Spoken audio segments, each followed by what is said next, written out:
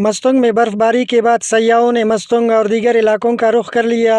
आइए नाजरीन मज़ीद जानते हैं कि सयाह क्या कहते हैं। हम लोग कराची से आ रहे हैं और ज़ियारत की तरफ जा रहे हैं। स्नोफॉल एंजॉय करने आए थे और अभी रास्ते में रुके हैं और हमें स्नोफॉल मिली है, तो हमने कहा थोड़ा यहाँ रुक के भी एंजॉय किया जाए मौसम को। और बाकी अब बस कोयटा और ज़ियारत की तरफ जाएंगे। 2 दिन के लिए आए हैं तो कोशिश यही कि ज़्यादा से ज़्यादा बच्चों के साथ और फैमिली के साथ स्नोफॉल को एंजॉय कर सकें। कोयटा पहले भी आए थे, 5 साल पहले आए थे, लेकिन उस वक्त लाइव स्नोफॉल नहीं मिली थी। तो इस दफ़ा हमारा ये अच्छा हुआ कि हमें लाइव स्नोफॉल मिल गई। हमारा प्लान तो आगे की डेट का था, जुमेरात जुम्मा हफ्ते का, लेकिन हमें कल ही पता चला कि कोयटा और ज़ियारत में आज बर्फ़बारी होनी है।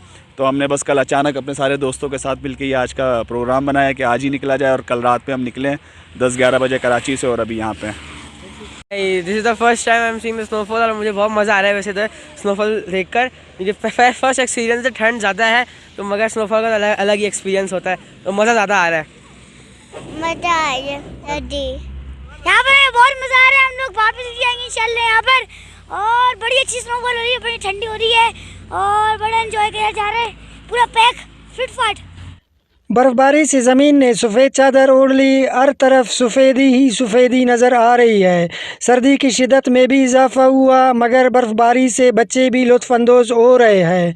फैज़ दुरानी, वश न्यूज़, मस्तंग।